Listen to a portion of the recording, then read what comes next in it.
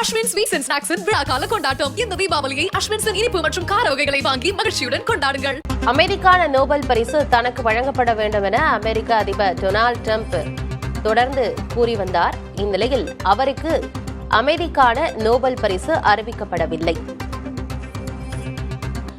விவரங்களோடு செய்தியாளர் கணபதி இணைந்திருக்கிறார். கணபதி, ஒவ்வொரு ஆண்டுமே அமைதிக்கான நோபல் பரிசு யாருக்கு கொடுக்க போகிறார்கள் என்ற எதிர்பார்ப்பு இருக்கும். இந்த ஆண்டு சற்றே கூடுதலாகவே இருந்தது. காரணம், அமெரிக்க அதிபர் ட்ரம்ப். இந்த ஆண்டு யாருக்கு அமைதிக்கான நோபல் பரிசு அறிவிக்கப்பட்டிருக்கு? கூடுதல் விவரம் என்ன? வெனிசுவேலா நாட்டைச் சேர்ந்த மரியா கொரினா மச்சாடோவுக்கு நோபல் பரிசு கிட்டியிருக்கிறது. அமைதிக்கான இந்த நோபல் பரிசு இந்த வருடம் அமெரிக்க அதிபர் டொனால்டு டிரம்புக்கு கிடைக்குமா என்று நீங்கள் சொன்னது போலவே பெரும் எதிர்பார்ப்பு இருந்தது. காரணம், நான் பல போர்களை தடுத்து நிறுத்தி இருக்கிறேன், மேலும் இதனால் ஏற்பட இருந்த உயிரிழப்புகளை தடுத்து நிறுத்தி இருக்கிறேன், ஆகவே எனக்கு நோபல் பரிசு கிட்ட வேண்டும் என தொடர்ந்து வலியுறுத்தி வந்தார்.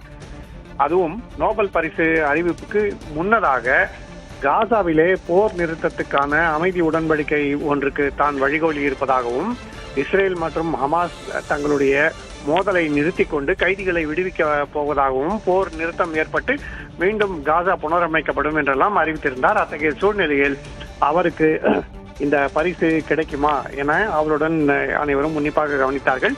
பாகிஸ்தான் உள்ளிட்ட பல்வேறு நாடுகளும் அமெரிக்க அதிபருக்கு நோபல் பரிசு கொடுக்க வேண்டும், அமைதிக்கான நோபல் பரிசு டொனால்டு டிரம்புக்கு கிட்ட வேண்டும் என வலியுறுத்தி வந்தன. இத்தகைய நிலையில் இன்று அவருக்கு அந்த பரிசு கிட்டவில்லை என்பது மிகப்பெரிய செய்தியாக இருக்கிறது.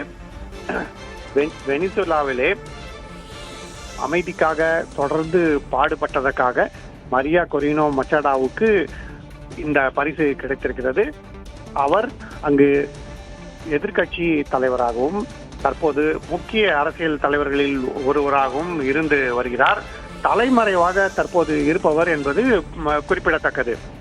ஜனநாயகத்தை பாதுகாப்பதற்காகவும் மனித உரிமைகளை காப்பதற்கும் அவர் வெனிசுவேலாவிலே தொடர்ந்து நடத்தி வரும் போராட்டத்துக்காக இந்த பரிசு அவருக்கு வழங்கப்படுகிறது.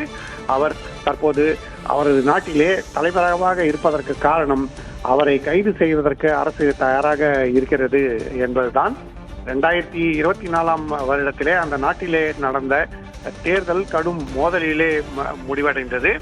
அதன் பிறகு அந்த தேர்தல் முடிவுகளை ஒத்துக்கொள்ள பலரும் மறுத்து வரும் நிலையிலே தற்போது அங்கு தொடர்ந்து பதட்டம் நீடிக்கிறது. இத்தகைய சூழலில் ஜனவரி மாதத்திலே அவர் கைது செய்யப்பட்டார். மச்சோடாவை அந்த சமயத்திலே கைது செய்திருந்த சமயத்தில் அவர் பின்னர் விடுவிக்கப்பட்ட பிறகு அவர் தற்போது தலைமறைவாகிவிட்டார். இத்தகைய சூழலில்தான் அவரது அயராத முயற்சியை பாராட்டி, வெனிசுவேலா அரசுக்கு எதிரான தொடர் போராட்டத்தை பாராட்டி அவருக்கு இந்த வருடத்துக்கான நோபல் அமைதி பரிசு வழங்கப்பட்டிருக்கிறது. ஜனநாயகத்தை பாதுகாக்க போராடி வருகிறார் எனவும், மனித உரிமைகளை காப்பதற்காக அவர் தொடர்ந்து அயராது போராடி வருகிறார் எனவும் அறிவித்து அவருக்கு இந்த பரிசு வழங்கப்பட்டிருக்கிறது. கணபதி, இதற்கு முன்பு முன்னாள் அதிபர் ஒபாமா அவர்களுக்கும் வழங்கப்பட்ட அந்த அமைதிக்கான நோபல் பரிசு தொடர்பாகவும் அமெரிக்க அதிபர் ட்ரம்ப் விமர்சனத்தை முன் வச்சிருந்தார். இன்றைய தினமும் பார்த்தோம். இஸ்ரேல் பிரதமர் பெஞ்சமின் நெத்தன்யாஹு அவர்களுமே ட்ரம்புக்கு நோபல் பரிசு வழங்கப்பட வேண்டும் அப்படின்னு வலியுறுத்தி இருந்தார். ஆனா இப்போ காசா யுக்ரைன் போரை பொறுத்த வரைக்கும் அமெரிக்கா தான் மத்தியஸ்தம் செய்து கொண்டிருக்கிறது. ட்ரம்ப் தான் அந்த போரை நிறுத்துவதற்கான முன்னெடுப்புகளை மேற்கொண்டு வருகிறார் அப்படின்னு சொல்லப்பட்டு இருந்துச்சு. இதையெல்லாம் காரணமா வச்சுதான் எனக்கு நோபல் பரிசு கொடுக்கணும், அமைதிக்கான நோபல் பரிசு கொடுக்கணும்னு ட்ரம்ப் சொல்லிட்டு இருக்காரு. ஆனா இப்ப அவருக்கு நோபல் பரிசு அறிவிக்கப்படல. இப்ப அடுத்த கட்டமா யுக்ரைன் காசா போர் நிறுத்தம் என்னவாகுன்ற ஒரு பெரும் கேள்வியும் இருக்கு. நிச்சயமாக, அதாவது இன்றைய முடிவு அமெரிக்க அதிபர் டொனால்டு டிரம்புக்கு பெரும் ஏமாற்றமாக இருக்கும் என்பதில் எந்த சந்தேகமும் இல்லை. ஏனென்றால் பல முறை அவர் நான் இத்தனை போர்களை நிறுத்தியிருக்கிறேன் என்று தொடர்ந்து பட்டியலிட்டிருக்கிறார். அதிலே இந்தியா பாகிஸ்தான் போரும் ஒன்று என்பது குறிப்பிடத்தக்கது. இந்தியா பாகிஸ்தான் 2 நாடுகளிடமே அணு ஆயுதங்கள் இருக்கின்றன. போர் மிக பெரிதாக மூண்டு அதனால் பல்லாயிரக்கணக்கானோர் உயிரிழந்திருக்க வாய்ப்பு இருந்திருக்கிறது. அதை நான் தடுத்து நிறுத்தி இருக்கிறேன்.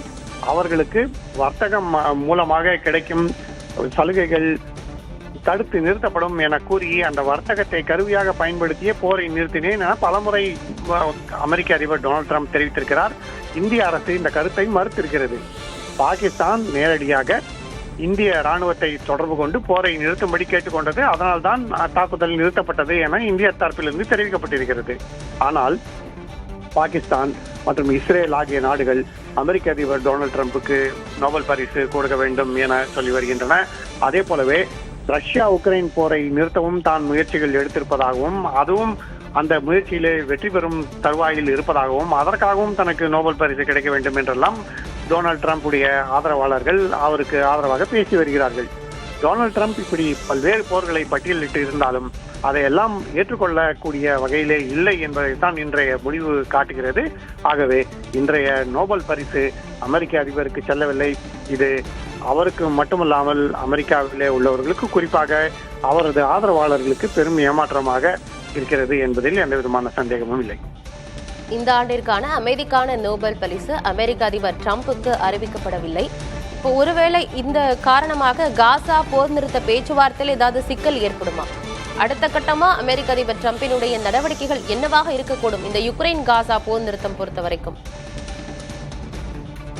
உக்ரைன் காசா போர் பொறுத்தவரை ஏற்கனவே அமெரிக்க அதிபர் டொனால்டு டிரம்ப் பலமுறை அதற்கான தன்னுடைய தீர்வு என்ன என்பதை அறிவுறுத்தியிருக்கிறார். 20 அம்சங்கள் கொண்ட ஒரு அமைதி திட்டத்தை அவர் அறிவித்திருப்பது அனைவருக்கும் நன்றாகவே தெரியும். அந்த திட்டப்படி முதல் கட்டமாக ஹமாஸ் தன் வசம் உள்ள இஸ்ரேல் கைதிகளை விடுவிக்க வேண்டும். அதே போலவே இஸ்ரேலிய சிறைகளில் உள்ள பல ஹமாஸ் தீவிரவாதிகளை விடுவிக்க வேண்டும் என்று அந்த பட்டியல் தொடங்குகிறது. அதிலே 2 தரப்புகளும் பட்டியல்களை பரிமாற்றம் செய்து கொண்டிருக்கின்றன. எகிப்து நாட்டிலே பேச்சுவார்த்தை நடைபெற்று இருக்கிறது. அந்த பேச்சுவார்த்தைக்கு துருக்கி உள்ளிட்ட நாடுகளும் உதவி வருகின்றன. இத்தகைய சூழ்நிலையில் அமெரிக்க அதிபர் டொனால்டு டிரம்ப் இந்த வார இறுதியிலே ஜெருசலேம் பயணம் செய்வார் என எதிர்பார்க்கப்படுகிறது. அங்கிருந்து அவர் இந்த அமைதிக்கான அறிவிப்புகளை மேலும் விரிவாக வெளியிடுவார் எனவும் எதிர்பார்க்கப்படுகிறது. நான் தான் இந்த அமைதிக்கு காரணம், இஸ்ரேல் ஹமாஸ் மோதலை தடுத்து நிறுத்தி பாலஸ்தீனத்திலே அமைதியை உண்டாக்க நான் முயற்சி செய்திருக்கிறேன். எனது முயற்சி காரணமாக தான் இத்தகைய நிகழ்வு சாத்தியமாகி இருக்கிறது என டொனால்டு டிரம்ப் மீண்டும் பேசுவதற்கான வாய்ப்பு இருக்கிறது. அதற்கான அனைத்து ஏற்பாடுகளும் செய்யப்பட்டிருக்கின்றன. ஆகவே இன்றைய முடிவு ஏமாற்றமாக இருந்தாலும், நோபல் பரிசு கிடைக்கவில்லை, நோபல் அமைதி பரிசை தவற விட்டுவிட்டோம் என்றிருந்தாலும் அமெரிக்க அதிபர் டொனால்டு டிரம்ப் தொடர்ந்து அதற்கான முயற்சிகளை செய்வார் எனவும், அடுத்த வருடம் அந்த பரிசை பெறுவதற்கு அவர் முயற்சி செய்யலாம் எனவும் எதிர்பார்க்கப்படுகிறது. வெனிசுலாவில் ஜனநாயக உரிமைக்காக போராடிய மரியா கொரினா மச்சோடாவுக்கு இந்த ஆண்டின் அமைதிக்கான நோபல் பரிசு வழங்கப்பட்டிருக்கிறது. அவருடைய பின்னணி குறித்தும் சொல்லுங்க கணபதி.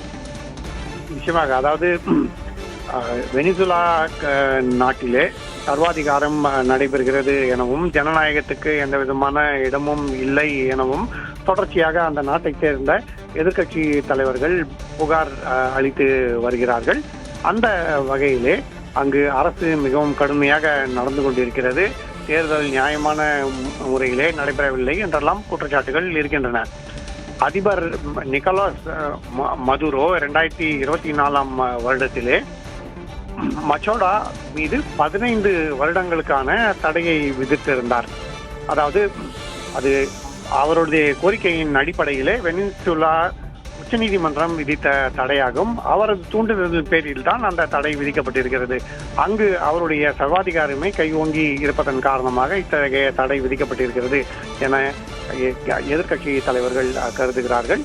இருந்த போதிலும் மச்சோடா மற்றும் அவரது ஆதரவாளர்கள் தொடர்ச்சியாக ஜனநாயகத்தை நிலைநிறுத்த வேண்டும், மனித உரிமை மீறல்களை தடுக்க வேண்டும் என போராடி வருகிறார்கள். அதன் காரணமாகத்தான் மச்சோடா தற்போது தலைமறைவாக இருக்கிறார். அவரால் எப்போது அந்த நாட்டிலே மீண்டும் அரசியலில் பங்கேற்று தேர்தலிலே போட்டியிடக்கூடிய சூழ்நிலை உருவாகும் என்பது இதுவரை தெரியவில்லை. அந்த அளவுக்கு அடக்குமுறை தொடர்கிறது. இத்தகைய சூழலில்தான் அவரது பணியை, அதுவும் அடக்குமுறையை எதிர்த்து, அரசை எதிர்த்து அவர் ஜனநாயகத்துக்காக போராடுவதை அங்கீகரிக்கும் வகையிலே அவருக்கு அமைதி பரிசு இன்று அறிவிக்கப்பட்டிருக்கிறது. ஏற்கனவே இயற்பியல், வேதியியல், இலக்கியம் இந்த துறைகளில் சிறந்த விளங்கினவங்களுக்கு நோபல் பரிசு அறிவிக்கப்பட்டு விட்டது. தற்போது அமைதிக்கான நோபல் பரிசும் அறிவிக்கப்பட்டிருக்கு. பொதுவாக நோபல் பரிசு எப்படி வழங்கப்படுது, எப்படி அந்த விருதாளர் தேர்ந்தெடுக்கப்படுறாரு? இதற்கான சிறப்பு குழுக்கள் உலகம் முழுவதிலும் இருந்து பல்வேறு தகுதியான வேட்பாளர்கள் யார் என்பதை பரிசீலித்து அவர்களுக்கு இந்த பரிசை வழங்கலாமா வேண்டாமா என்பது குறித்து மிகவும் தீவிரமாக பரிசீலனை நடத்துகின்றன. மிகவும் ரகசியமாக, அதாவது யாருக்கு பரிசு கிடைக்கும் என்கிற விவரம் மிகவும் ரகசியமாக வைக்கப்படுகிறது. இந்த வருடம் அமெரிக்க அதிபர் டொனால்டு ட்ரம்புக்கு கிடைக்குமா கிடைக்காதா என்பது கூட இறுதி நிமிடம் வரை தெரியவில்லை என்கிற சூழலில் தான் அந்த அளவுக்கு ரகசியமாக இந்த முடிவுகள் எடுக்கப்படுகின்றன. 5 உறுப்பினர்கள் கொண்ட நார்வீஜியன் நோபல் கமிட்டி என்று சொல்லப்படும் அந்த குழு தான் இந்த முடிவை எடுக்கிறது. நார்வே நாட்டின் நாடாளுமன்றமே இந்த குழுவை நியமிக்கப்படுகிறது.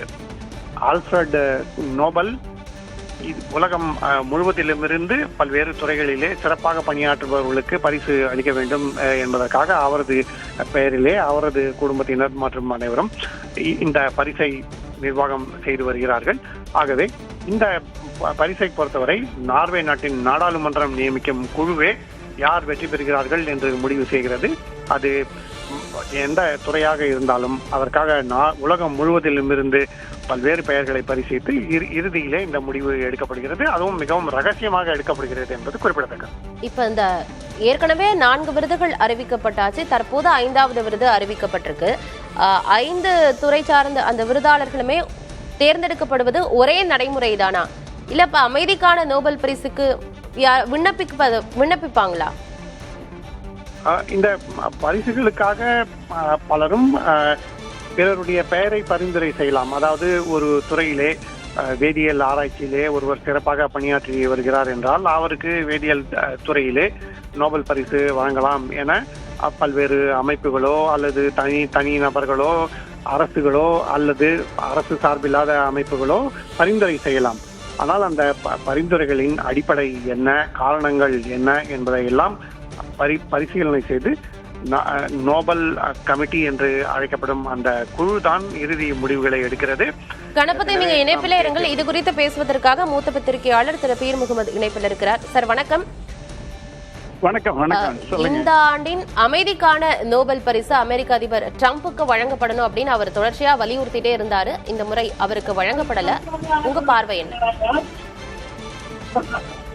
அமைதிக்கான நோபல் பரிசு என்பது வெனிசுலாவில் ஜனநாயகத்துக்காக தொடர்ந்து குரல் கொடுத்து கொண்டிருக்கக்கூடிய, போராடி கொண்டிருக்கக்கூடிய மரியா கொரினா மச்சோடாவுக்கு இன்றைக்கு வழங்கப்பட்டிருக்கிறது. மரியா கொரினா மச்சோடா வெனிசுலாவில் சர்வாதிகாரத்தை ஒழித்து ஜனநாயகத்தை நிலைநாட்ட வேண்டும் என்று நீண்ட ஒரு போராட்டத்தில் ஈடுபட்டு கொண்டிருக்கிறார். கடந்த ஆண்டு அவர் தலைமறைவாகி கூட ஜனநாயகத்துக்காக போராட வேண்டியிருந்தது. மிகுந்த, அதாவது நோபல் கமிட்டி என்ன சொல்லி இருக்கிறது என்றால், உலகம் முழுக்க சர்வாதிகாரம் என்று இருள் கவிழத் தொடங்கி இருக்கக்கூடிய இந்த நேரத்தில் ஜனநாயக வெளிச்சத்துக்காக போராடக்கூடியவர்களுக்கு அமைதி பரிசு வழங்குவதுதான் பொருத்தமாக இருக்கும் என்று தனது சைட்டேஷனில் குறிப்பிட்டு, அதற்காக ஒரு உறுதியோடு மிகுந்த தைரியத்தோடு போராடியவர் மரியா கொரினா மச்சோடா என்பதை குறிப்பிட்டிருக்கிறது. எனவே அமைதிக்காக போராடியவர்கள், ஜனநாயகத்துக்காக போராடியவர்கள்தான், ஜனநாயகத்துக்காக போராடியவர்களுக்கு மட்டும்தான் அமைதிக்கான நோபல் பரிசு வழங்க முடியுமே தவிர சர்வாதிகாரத்தை நம்பக்கூடியவர்களுக்கு நோபல் பரிசு வழங்குவதற்கு நோபல் கமிட்டி சம்மதிக்காது என்பதை நாம் புரிந்து கொள்ள வேண்டும். இப்ப 7 போர்களை நிறுத்தி இருக்கிறேன் அப்படின்னு அமெரிக்க அதிபர் டொனால்டு ட்ரம்புமே குறிப்பிட்டிருக்கிறாரு. இப்ப காசா யுக்ரைன் போர், அமைதி நிறுத்தம் பேச்சுவார்த்தை, அது தொடர்பாகலாம் அமெரிக்கா தான் முன்னெடுத்துட்டு இருக்கு அப்படிங்கறதையும் அவர் குறிப்பிட்டாரு. இந்தியா சொல்லவில்லை. இந்தியாவுக்கும் பாகிஸ்தானுக்குமான மோதலை ட்ரம்ப் நிறுத்தினார் என்பதை இன்றைக்கு வரைக்கும் இந்திய பிரதமர் நரேந்திர மோடி அவர்கள் ஒப்புக்கொள்ளவில்லை. இந்தியா ஒரு நாடாக அதை, அவருடைய அந்த வாய்ஸை ஒப்புக்கொள்ளவே இல்லை. அவர் 40 முறை சொல்லலாம், 50 முறை சொல்லலாம். ஆனால் சம்பந்தப்பட்டவர்கள் என்ன சொல்கிறார்கள் என்பது இருக்கிறதல்லவா. அதே போல காசாவை பொறுத்த வரைக்கும் 2 ஆண்டுகளுக்கு பிறகு, அக்டோபர் 7, 2023 பிறகு, இன்றைக்கு 2 ஆண்டுகளுக்கு பிறகு இந்த அமைதி வந்திருக்கிறது என்றால் அதற்கு அவர் காரணம் அல்லவே. எத்தனை நாடுகள் மீடியேட் செய்கின்றன, எத்தனை நாடுகள் மத்தியஸ்தம் செய்கிறது, கத்தார் மத்தியஸ்தம் செய்கிறது, அமெரிக்கா மட்டுமா மத்தியஸ்தம் செய்கிறது? இதை பார்ப்பார்கள் அல்லவா நோபல் கமிட்டியினர். அவர்களுக்கு இன்றைக்கு தகவல் புரட்சி இருந்து கொண்டிருக்கக்கூடிய இந்த காலகட்டத்தில் யாரெல்லாம் ஒரு சம்பவத்தில் உண்மையிலே ஈடுபடுகிறார்கள், யாரெல்லாம் இதற்காக உழைக்கிறார்கள் என்கிற புள்ளி விவரம் என்பது நோபல் கமிட்டியிடம் இருக்கிறது அல்லவா. இணைப்பில் வந்து உங்களுடைய கருத்துக்களை பகிர்ந்து கொண்டமைக்கு நன்றி திரு பீர் முகமது. பல்வேறு விவரங்களை வழங்கிய செய்தியாளர் கணபதி உங்களுக்கும் நன்றி. அஸ்வின் ஸ்வீட்ஸ் அண்ட் ஸ்நாக்ஸின் விழா கால கொண்டாட்டம். இந்த தீபாவளியை அஸ்வின்ஸின் இனிப்பு மற்றும் கார வகைகளை வாங்கி மகிழ்ச்சியுடன் கொண்டாடுங்கள்.